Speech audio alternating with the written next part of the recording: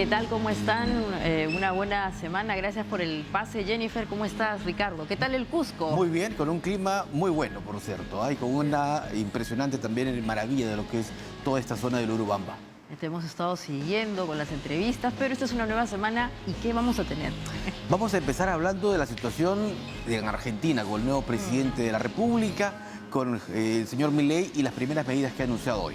Exactamente, no ha perdido tiempo y va a empezar con privatizaciones, pero como bien dices, vamos a hablar en el primer bloque sobre esto y después...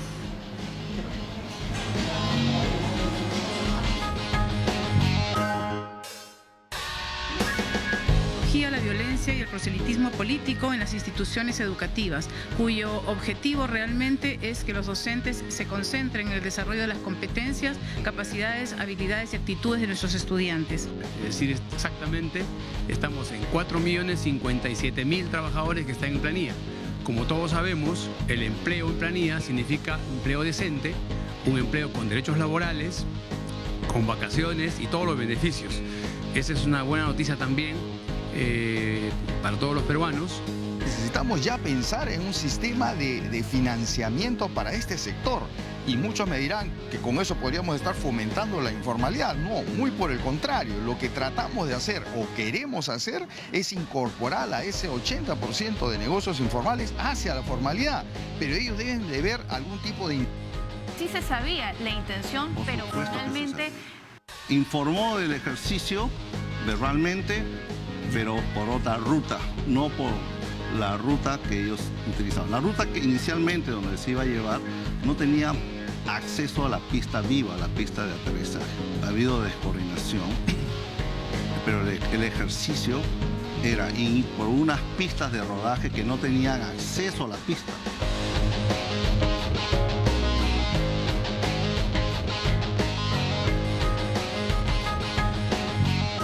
Muy bien, entonces, según lo anunciado, estamos ahora para conversar con Juan Belip. Así es, sobre la situación de Argentina, porque, bueno, hoy Argentina amaneció distinto con un nuevo presidente electo. Así es, increíblemente, el señor Javier Milei, que empezó en las redes sociales, Ricardo, como un activista muy particular, hoy es el presidente, bueno, será prontamente el presidente de la Argentina y ya empezó con algunas medidas que queremos entender. Así que buenas noches, señor Milei, gracias por estar con nosotros. Buenas noches, Maide. Buenas noches, Ricardo. Un gusto estar con ustedes. ¿Cómo está? Sí, empecemos primero analizando un poco al personaje, a Javier Milei, este hombre de 53 años que aparece en la política hace solo 2, que no tiene un partido, sino que justamente es un outsider, como diríamos los peruanos. ¿Cuál es justamente ese análisis de este ultraliberal? Bueno, el caso de Javier Milei es un caso muy singular, pero no excepcional en el escenario político latinoamericano.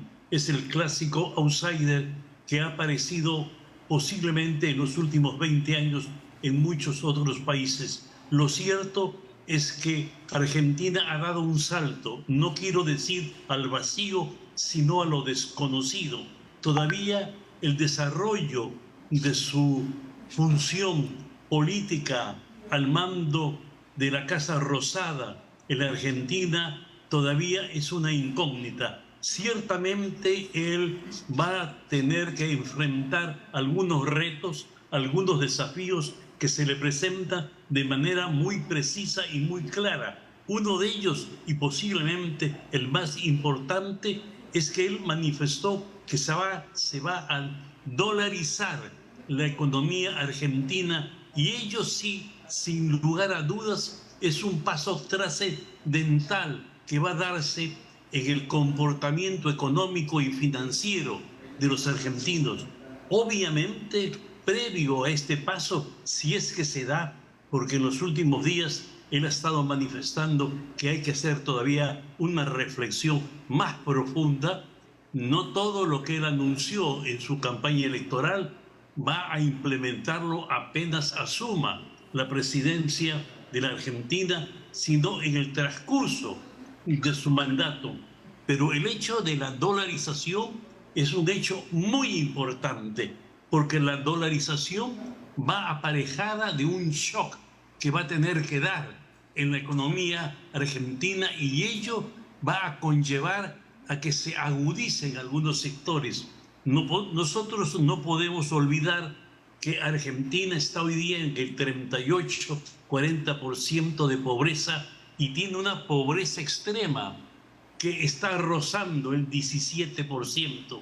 Esta es una cifra verdaderamente alarmante y asombrosa para un país como Argentina, que fue uno de los grandes líderes mundiales y que tal vez hace unos 70 u 80 años se cuenta como anécdota cuando no existía Wall Street, sino era la Bolsa de Londres, que al abrir esta, lo primero que tenía que hacer era consultarle cuál era el precio de la carne argentina, cuál era el precio del petróleo argentino y cuál era el precio del trigo argentino. Este mundo evidentemente se esfumó y hoy día Argentina vive una crisis económica que pareciera crónica. Este es el primer reto. En segundo lugar está la inflación, que alcanza el 180%, una inflación que solamente es superada por un país como Venezuela, con un gobierno que todos nosotros sabemos, una dictadura que no puede avanzar más, con una migración que bordea casi los 8 millones. Pero ciertamente Argentina tiene todavía muchas fuentes de riqueza y yo creo que apunta a esas fuentes de riqueza el señor Javier Milei y su, digamos, política liberal, libertaria. Señor Belli. Considera, quisiera terminar esto, él considera que el mercado es el que va a regir las finanzas y el comercio en la Argentina y que va a ser el elemento que va a poner en orden y en sus propias casillas todo el proceso económico argentino. Sí, solamente le quería consultar. Usted ha dicho que la Argentina está ahora en una situación desconocida, porque evidentemente hay un signo de interrogación grande sobre lo que pasará con las reformas que quiere establecer el señor Milei, pero hoy día han habido algunas señales internacionales relevantes, ¿no? Así es. Hay algunos presidentes que le han dado su respaldo internacionalmente, o sea, el gobierno americano, si va a dolarizar, va a tener que justamente buscar ese apoyo en el país de los dólares. Y adicionalmente también algunos han celebrado justamente estas medidas económicas que obviamente parece que esa es la receta que requeriría a la Argentina por la situación tan tremenda que usted ha descrito. Pero internamente la cuestión política, ¿qué va a pasar? O sea, ¿cuál es el tipo de estrategia política que va a tener que establecer el señor Milei? Porque evidentemente tiene que negociar y obviamente ha entrado en una suerte de pacto con un partido con el que inicialmente no tenía relación y que obviamente es el señor Macri y obviamente su vicepresidenta, ¿no?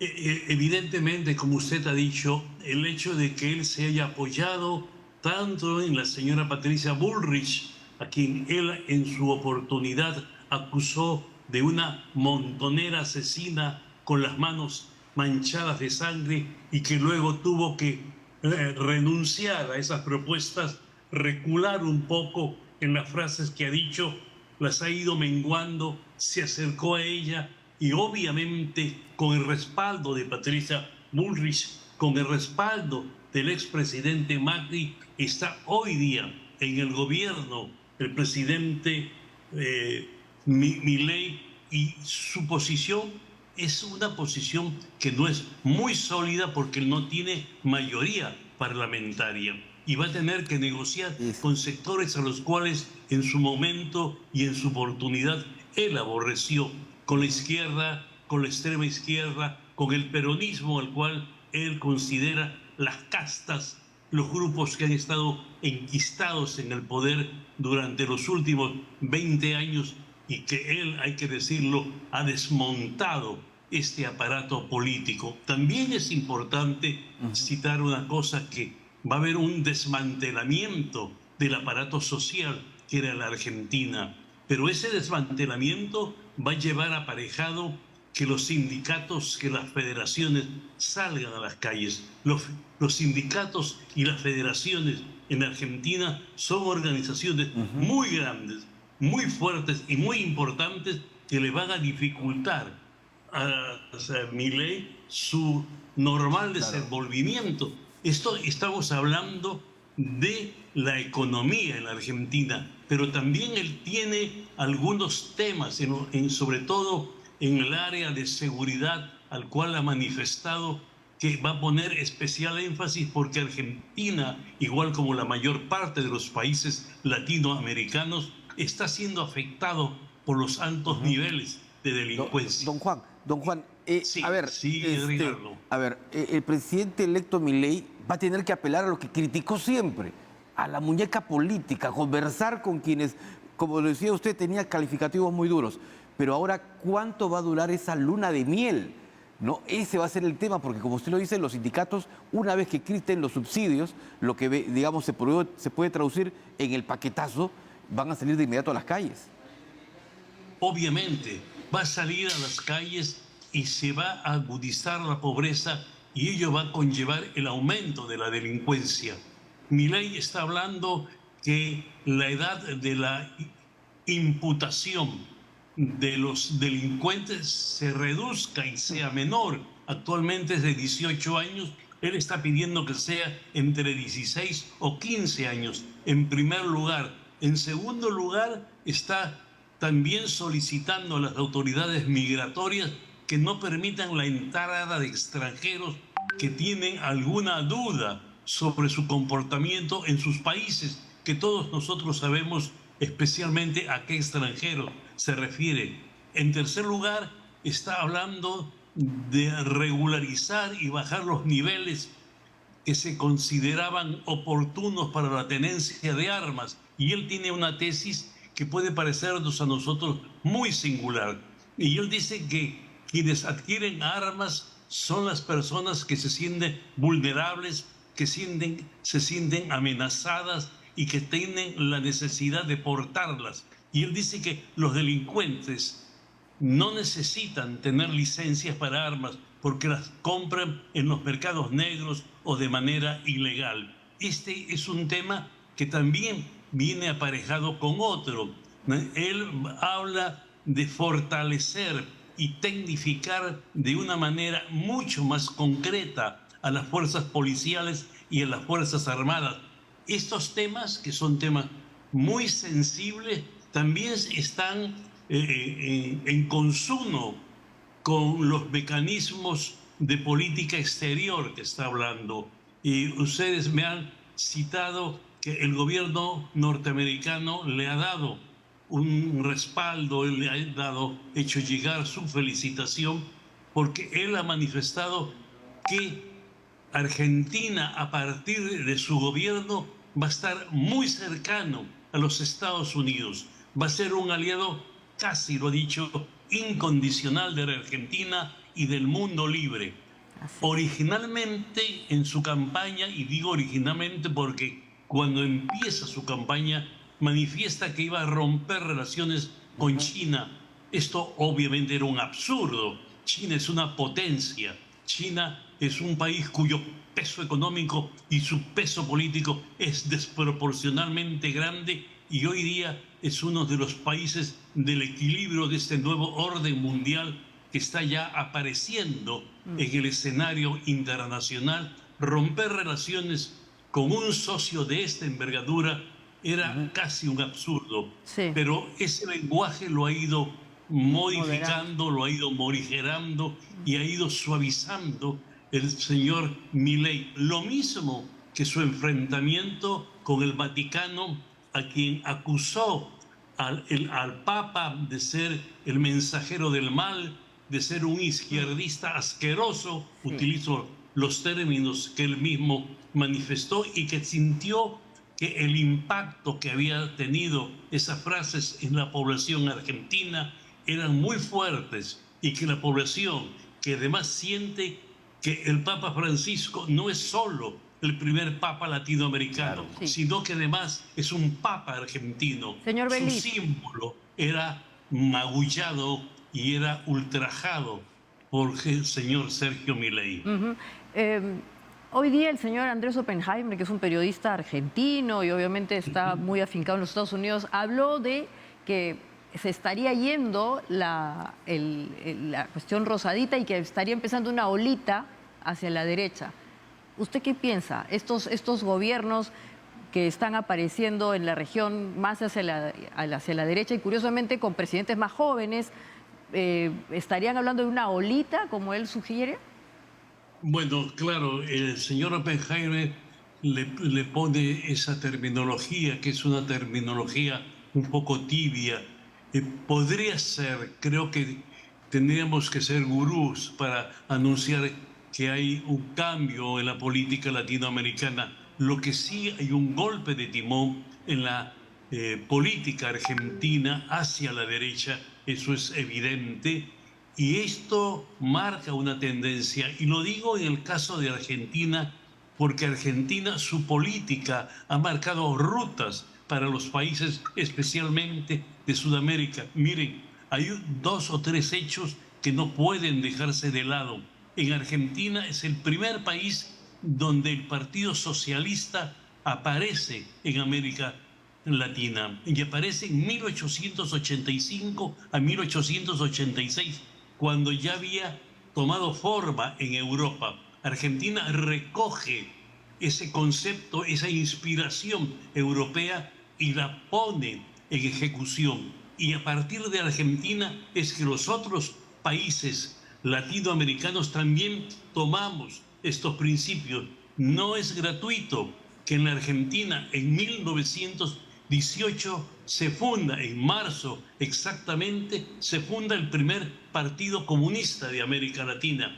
1918, estamos haciendo referencia a un año después que el movimiento bolchevique había tomado el poder en Rusia y la había convertido en la Unión Soviética. Y después el espíritu universitario que instituye la política liberal en el mundo de las universidades se da en los llamados movimientos de Córdoba de 1918. Ciertamente Argentina tiene el privilegio de haber llevado adelante algunas tendencias que luego han hecho carne en América Latina. Ahora, no sé si es posible eso. Creo que es muy reciente y es muy prematuro marcarlo esto como una suerte de comportamiento de los líderes latinoamericanos. Y lo digo esto porque a veces uno se pregunta y lo atrae hacia nuestro país, ¿quiénes son los líderes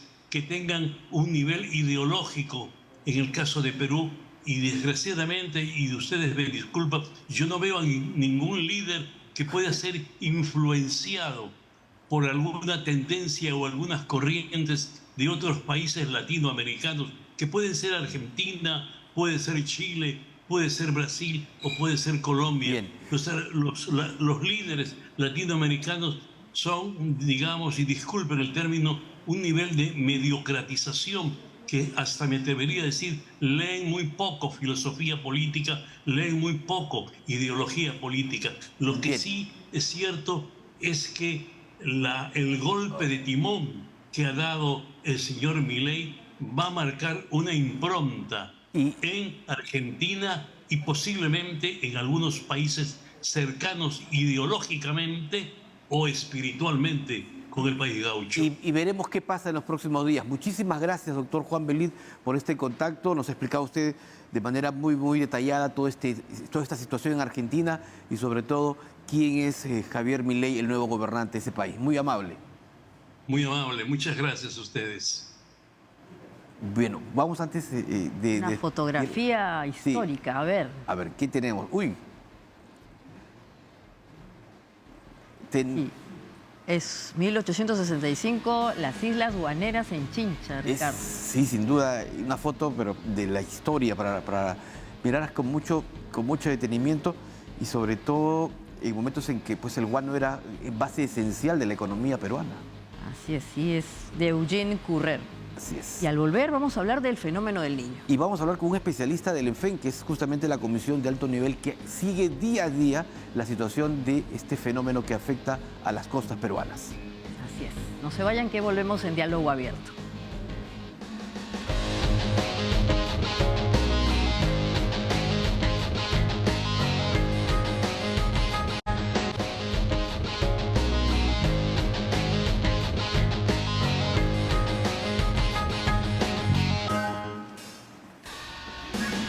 Bueno, Bueno, estamos de vuelta, Ricardo, ahora con el contraalmirante en retiro Jorge Manuel Paz Acosta. Él es presidente de la Comisión Multisectorial en FEN y vamos a hablar del fenómeno del niño. Sí, y a conocer cómo está el último reporte, porque es un monitoreo, Maite, que se hace cada 2 semanas y que se emite justamente a la opinión pública. Exactamente, porque este fenómeno, como hemos indicado, tiene pues justamente ciclos y quisiéramos que nos explique. Buenas noches. Muy buenas noches, gracias por la entrevista y estoy dispuesto a las preguntas que ustedes quieran formular acerca del fenómeno del niño. Sí, el último reporte, ¿qué condiciones se encuentra el fenómeno del niño? ¿Seguimos con una tendencia a un fenómeno niño con mucha intensidad o ha minorado? La intensidad continúa. Tenemos que diferenciar que cuando hablamos del fenómeno del niño, hay se han dividido en dos fenómenos. El niño costero, que es el niño que se desarrolla frente a nuestras costas, que es más conocido como el niño 1+2, como pueden ver en la pantalla, es el que está más pegado a nuestras costas. Ese es el niño 1+2, al que le están denominando el niño costero. Y el niño 3+4, que es el rectángulo que está en medio del Pacífico Central, que es el fenómeno que ahora le llaman el niño global. ¿Y por qué le llaman niño global? Porque definitivamente los impactos se generan a nivel del globo de todo el planeta. ¿Y cómo se manifiestan? Con zonas donde llueve, zonas donde hay sequías, zonas donde hay alta temperatura o baja temperatura. Entonces, es importante diferenciar estos dos eventos.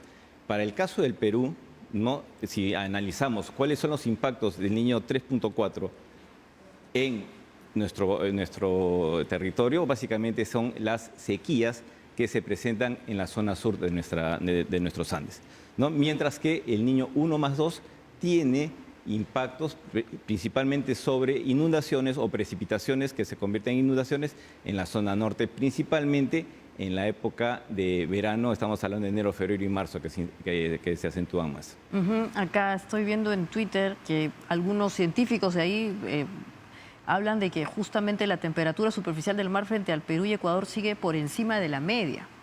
Y dicen que todavía falta un mes, o lo que dice acá este científico Antonio Quispe, para que empecemos el verano 2024. ¿Ese calentamiento qué va a implicar? Ese calentamiento, lo interesante es que los fenómenos del niño no son iguales. Entonces, por decir, este año nosotros, ¿qué es lo que ha pasado? Que en enero, febrero, se empezó a incrementar la temperatura, ¿no? Vino el fenómeno Yaku, incrementó un poco más, pero a lo largo de los meses, en abril, mayo, ahí fue su pico máximo, que llegó a tener 8 grados de anomalía, ¿no? De la temperatura superior del mar. Sin embargo, a través de estos meses ha ido disminuyendo, pero las anomalías siguen altas. Entonces es por eso que actualmente el anticiclón está haciendo su trabajo y está de alguna manera enfriando el mar.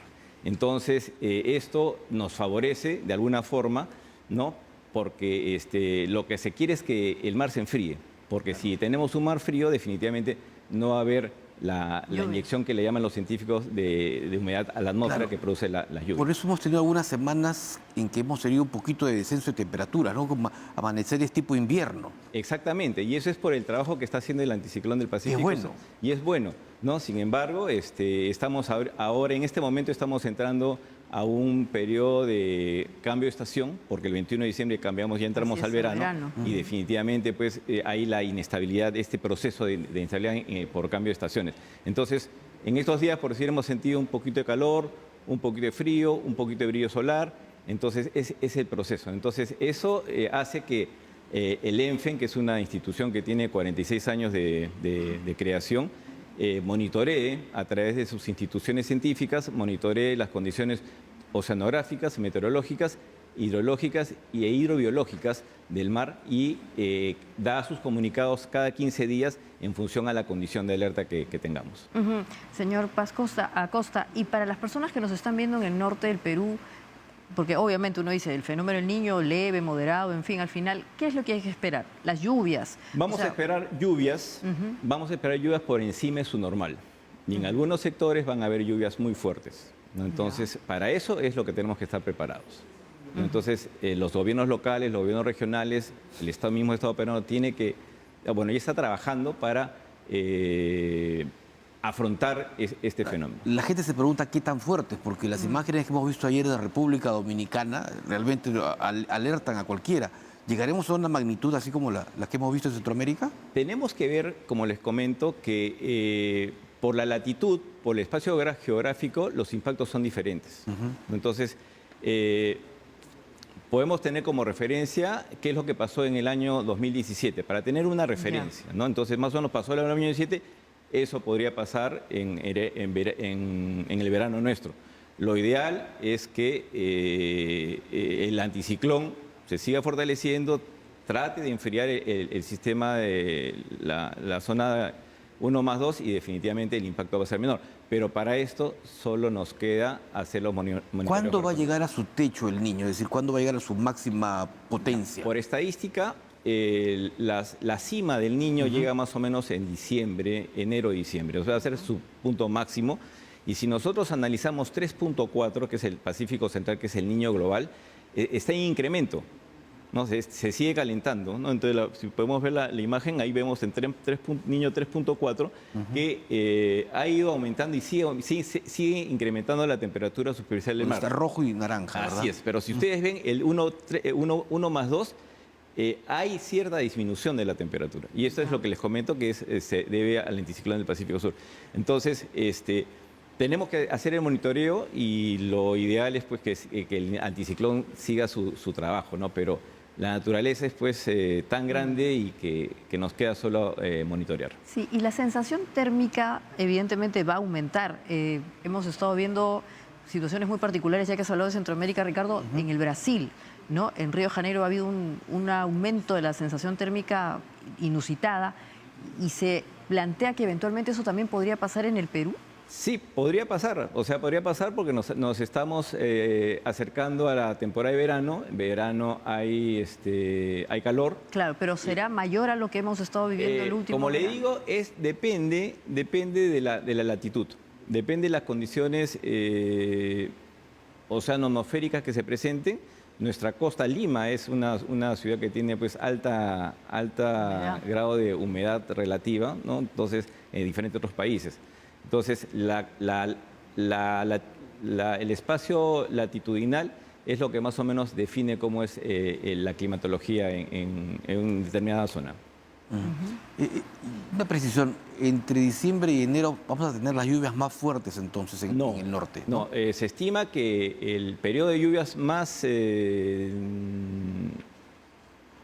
fuerte es en febrero o marzo, que es lo que normalmente se estima, ¿no? Entonces, esperemos ya que para marzo ya las condiciones hayan bajado y los impactos sean menores. Pero según lo que mencionaba o preguntaba Ricardo, ¿exactamente el fenómeno dura cuánto? ¿El primer trimestre del...? No, ya estamos en fenómeno del niño. Ya estamos en fenómeno del niño. Entonces, el fenómeno del niño es un proceso que hemos empezado con el niño costero en febrero, ¿no? Que se definió el niño costero, y en junio la NOAA, que es la que evalúa 3+4, ya lo declara el niño global, ¿no? Entonces, estamos ahorita en una condición de niño, obviamente eso hace que haya una evolución de las condiciones y ya los impactos los podemos se están presentando, ¿no? Por decir, tenemos ausencia de lluvias en los Andes, la sierra sur de nuestro país, y eso se va a seguir incrementando conforme se vayan aumentando las temperaturas en el Pacífico Central. Ahora, el fenómeno dura hasta el otoño, entiendo, ¿no? Según el reporte que se entregó en su momento. El reporte del niño global está previsto para otoño, estamos hablando de abril-mayo, pero ya empezaría a declinar, ¿no? Ya en una declinación, ¿no? Porque hay que considerar que para efectos de la medición o la determinación del fenómeno del niño, tanto 3+4 como 1+2 tiene unos valores. Tiene unos valores y en función de esos valores, a lo que le llaman al índice, para el caso de 3+4 es el ONI y para el 1+2 es el ICEN. Entonces, y eso corresponde a 3 meses de mediciones con anomalías por encima de su valor normal. Y así lo van catalogando. Y señor Pasacoso, usted además es presidente del Consejo Directivo de IMARPE. ¿Qué va a pasar con los recursos hidrobiológicos allí, los pececitos? ¿Vamos a comer distintos tipos o no? Una de las características que trae el fenómeno del Niño es que hay invasión de aguas oceánicas, ¿no? Tanto de la zona ecuatorial como del Océano Pacífico del oeste. Entonces, eso hace que nuestros recursos, nuestro principal recurso, que es la anchoveta, prácticamente o se peguen mucho a la costa, ¿no? Buscando las temperaturas que ellos necesitan para vivir, y si no encuentran esa temperatura, se profundizan. Y si no están contentos con la profundización, tratan de migrar al sur, ¿no? Entonces, eso es... Es en el caso del recurso anchoveta. La anchoveta, sí. ¿Los otros peces? Los otros peces, por decir, de acuerdo al comunicado número 18, vamos a tener disponibilidad de perico, ¿no? Vemos, en este momento, el bonito está en el proceso de SOBE, ¿no? Entonces, también el Instituto del Mar viene trabajando en el monitoreo del desove del bonito. Esperemos que ya su desove termine en los próximos días para levantar la veda. O sea, eso obedece a un monitoreo de nuestros investigadores a lo largo de los 10 laboratorios que tiene el Instituto desplegados en el litoral, ¿no? Y también hay, por decir, la pota, también hay disponible la pota, pero también hay otros peces que son de origen de masas oceánicas, ¿no? Que como hay este movimiento de masas de agua, definitivamente permite pues, que los peces estén mucho más cerca a la costa. Entonces, el esfuerzo pesquero es menor para poder capturar. Importante. Bueno, le queremos agradecer mucho por haber compartido con nosotros esta actualización. No, y mucho gusto. Muchísimas gracias por la invitación, y cuando ustedes deseen, las instituciones que conforman el ENFEN están permanentemente haciendo el monitoreo del fenómeno del Niño, llámese el CENAMI, el Instituto del Mar de Perú, el IGP, la Dirección de Hidrografía de la Marina, INDECI, el CENEPRED y la Autoridad Nacional del Agua. Son las instituciones que conforman el ENFEN y están en permanente monitoreo de las condiciones. Perfecto. Muchas gracias, contraalmirante. Muy amable por la información. Y ahora nos vamos a un poco de historia. Vamos a ver unas imágenes de 1886. Esto creo que lo hemos visto antes, ¿ah? Es el combate de 2 de mayo. Así es. Ahí está justamente la Torre de Maipú, que podemos verla justamente en la zona, me parece, de La Punta, en donde se produjo también el combate del 2 de mayo en 1866. Así es.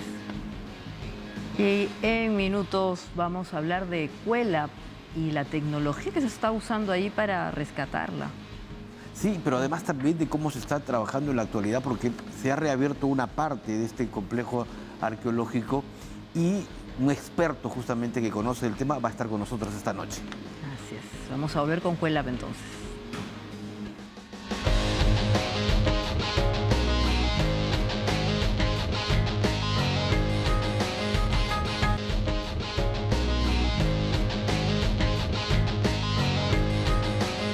Volvemos aquí a Diálogo Abierto por TV Perú para hablar ahora, como habíamos dicho en el avance, sobre la fortaleza de Cuelap, Maite. Así está con nosotros el arqueólogo Iván Getzi, que está justamente involucrado con este proceso y obviamente con el apoyo del CONCITEC. Buenas noches, Iván, qué gusto.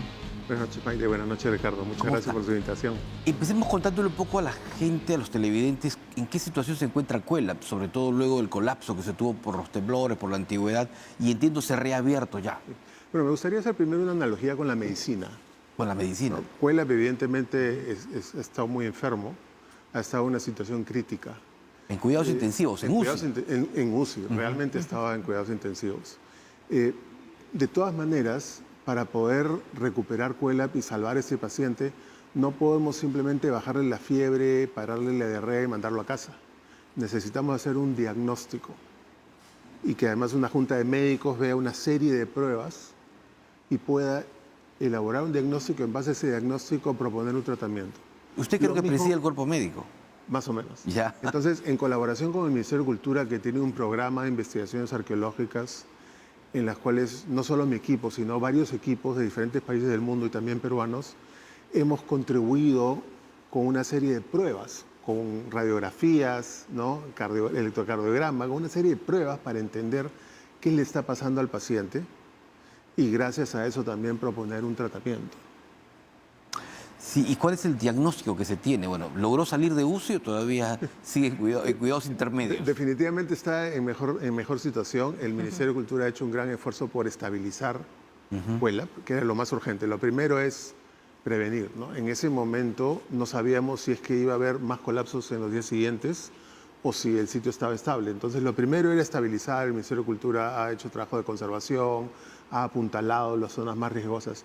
Pero eso, obviamente, la labor de los científicos era no perder la vista de mediano y largo plazo, que es que tenemos que diagnosticar, tenemos que hacer pruebas, hacer exámenes y poder llegar a esa conclusión de qué es lo que está pasando en Cuelap. Y a eso nos hemos dedicado varios meses. Ahora, están usando tecnología como los drones, satélites. Los satélites, digamos, las imágenes en tercera dimensión. ¿Todo esto para qué? ¿Qué exactamente les da en este, vamos a seguir con la analogía, en esta labor de salvar al paciente? Es los rayos X, son las tomografías. Ajá.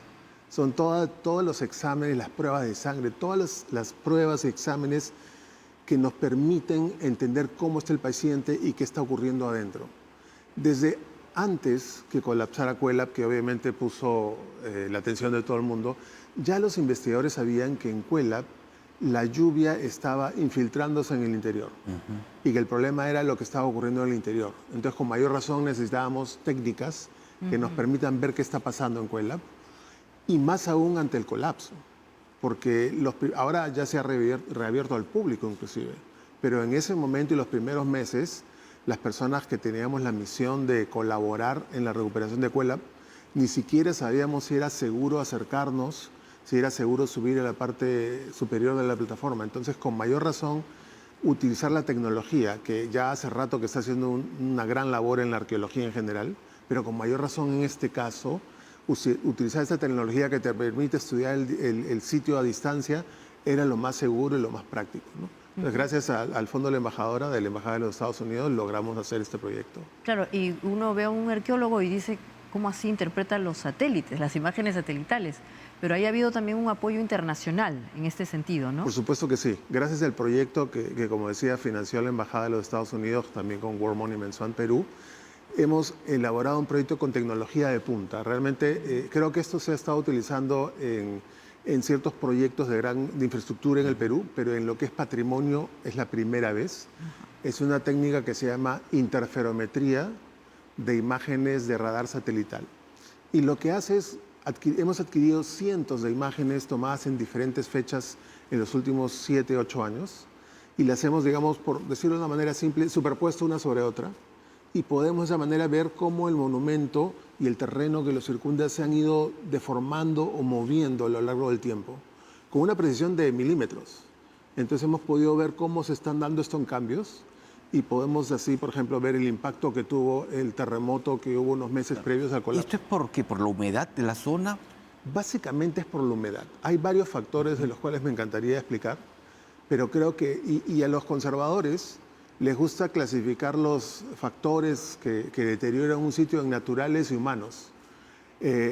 Pero en este caso tenemos un factor principal que es ambas cosas, es el cambio climático, que es un proceso natural, pero que sabemos que la humanidad está impulsando. Y quisiera hablar de todos los factores que afectan Cuelap, pero definitivamente hemos identificado que uno de los más importantes es el cambio climático, que en otras partes puede estar elevando las temperaturas y causando sequías, pero en la región Amazonas está causando un aumento de las lluvias. Y Cuelap definitivamente en su diseño está preparado para recibir la lluvia, si no se hubiera caído hace mucho tiempo, pero el cambio climático está impulsando que esta precipitación que cae sobre Cuelap supere la capacidad natural del sitio, la resistencia natural del sitio. Y ese es quizás uno de los factores principales. Y a futuro entonces, ya que el cambio climático va a ser un factor que los chachapoyas no consideraron, ¿qué se debe hacer para mantenerlo? Obviamente hay que mitigar este problema. No uso la palabra mitigar con mucho cuidado porque no se puede impedir del todo la infiltración en una región que probablemente llueve 3.000 milímetros al año y que va a seguir aumentando, ¿no? ¿Por qué sabemos que es el cambio climático? Y quisiera contarles esto. Hemos podido, ante la falta de estaciones meteorológicas en el lugar mismo, hemos podido reconstruir con tecnología satelital los últimos 40 años de precipitaciones. Y ahí se ve un crecimiento permanente. Y además se ve que hay una aceleración. Los periodos más críticos, los meses de mayor lluvia se han producido casi todos en los últimos 5 años. Entonces, claramente es por el cambio climático. Y lo que está ocurriendo allí es que el agua se infiltra dentro de Cuelap y cuando trata de salir, encuentra los muros, las paredes, encuentra la arquitectura que la retiene. Pero ojo, el invitado anterior nos decía que las lluvias más intensas en toda esa zona norte y parte también de Amazonas van a caer en febrero con mucha intensidad. ¿Qué hacer ahora? ¿Qué plan para mitigar esta situación? Bueno, justamente como les comentaba hace un momento, había una fase, y quizás esta pregunta más es para el Ministerio de Cultura, pero se conversó con los colegas, y ha habido toda una fase de preparación. El Ministerio de Cultura ha estado apuntalando las zonas más vulnerables, y en el sector sur, donde se ha producido el colapso del año 2022, se ha empezado a mitigar, justamente lo que preguntaba Maite, ¿no? Se ha empezado a recomponer o reconstruir un sistema de drenaje que se había instalado para proteger el sitio y que había dejado de funcionar. Le había faltado mantenimiento, entonces lo han encontrado roto, han encontrado muchos problemas. Y además se ha cubierto las superficies con un material impermeable. Entonces está empezando a mitigar el problema en el sector donde la situación es más crítica, y la esperanza es que este trabajo continúe en el resto de Cuelap y que en unos años podamos tener un turismo mucho más sostenible, ¿no? Perfecto. Muchas gracias. Entonces al doctor, bueno, al arqueólogo Iván Getzi por esta charla, Ricardo, y nos vamos a ir a un corte. Así es, volvemos.